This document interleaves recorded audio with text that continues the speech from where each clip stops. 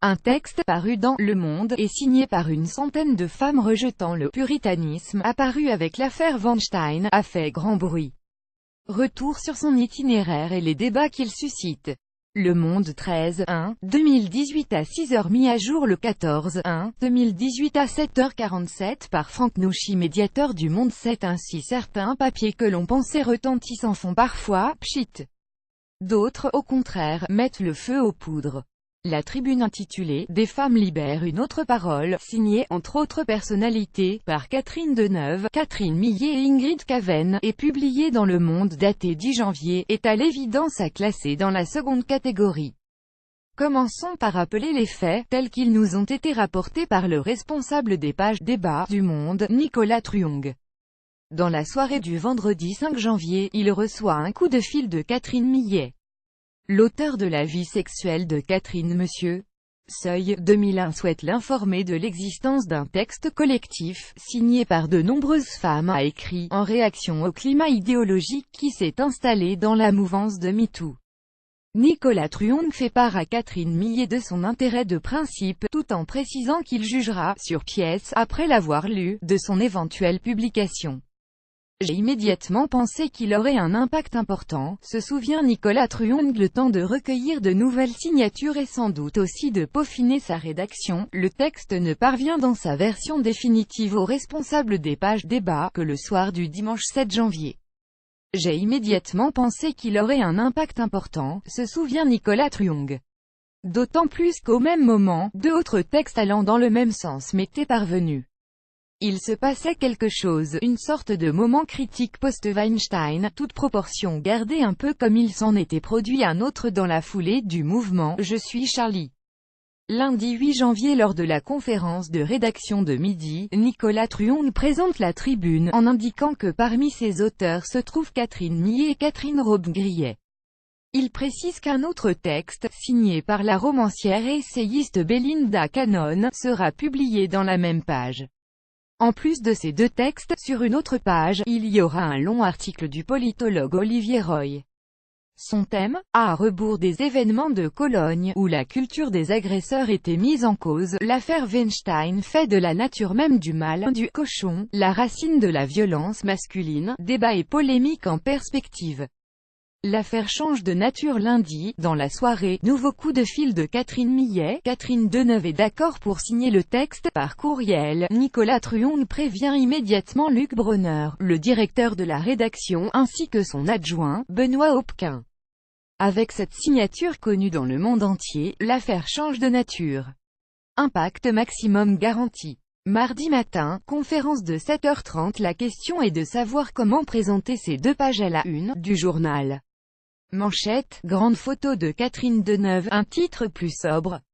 Nous n'avions pas de doute sur le fait qu'il fallait publier le texte des 100 femmes, explique Luc Bronner. 2 mois plus tôt, nous avions mis en place une task force chargée d'enquêter sur les phénomènes de harcèlement sexuel, pilotée par Sylvie Kaufmann et Hélène Beck-Méziane et composée d'une quinzaine de journalistes chevronnés.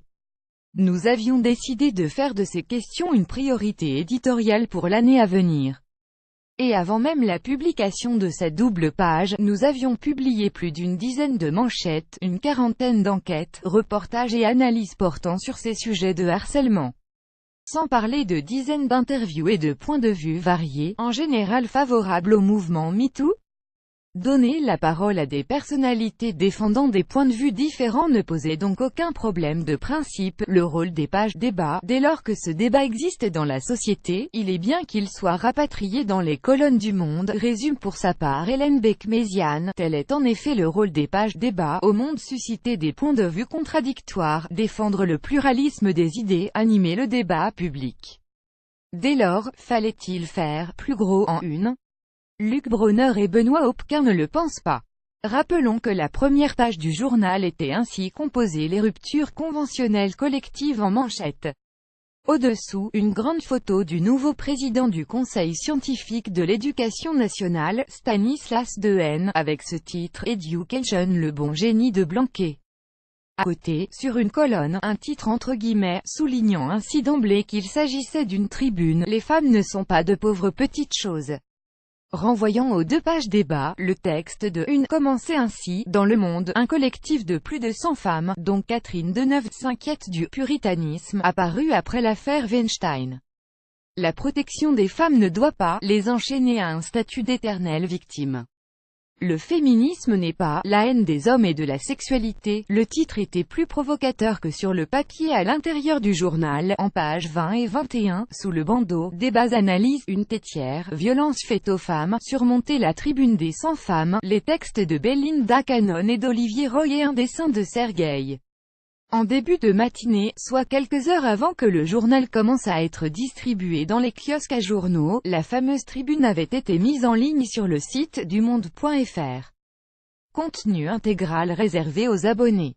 Entre guillemets, comme à chaque fois qu'il s'agit d'un point de vue, le titre était plus provocateur que sur le papier. Nous défendons une liberté d'importuner, indispensable à la liberté sexuelle.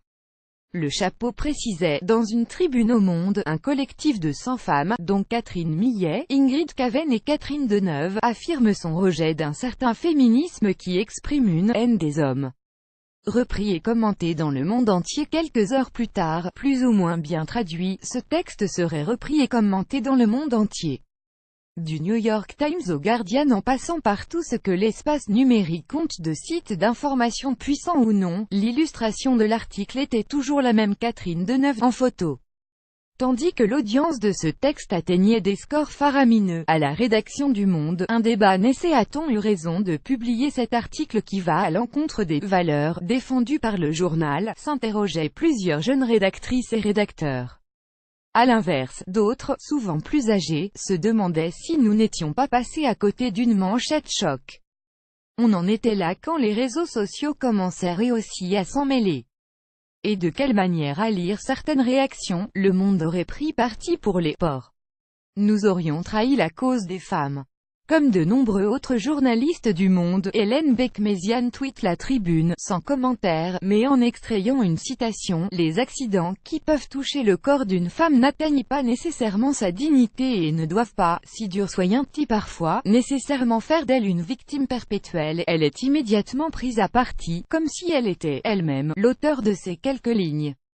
Plutôt favorable à la tribune à rebrousse-poil, les commentaires des abonnés numériques du journal tels qu'on pouvait les lire sous l'article étaient plutôt favorables à la tribune.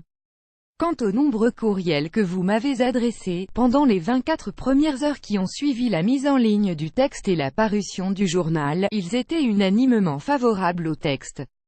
Merci au Monde, merci à Madame Deneuve, nombre d'entre eux commençaient ainsi. Depuis, il est vrai, un courrier beaucoup plus critique m'est parvenu. Par-delà les divergences d'opinion observées lors de tout débat public majeur chez nos lecteurs, cette affaire semblerait donc avoir révélé l'existence d'une césure entre les adeptes des réseaux sociaux et les abonnés du Monde. Une première tentative d'explication nous est fournie par Delphine Roucaute. Selon cette rédactrice en chef du Monde.fr, le statut même de ce texte, une tribune, a pu susciter des malentendus chez nombre d'internautes.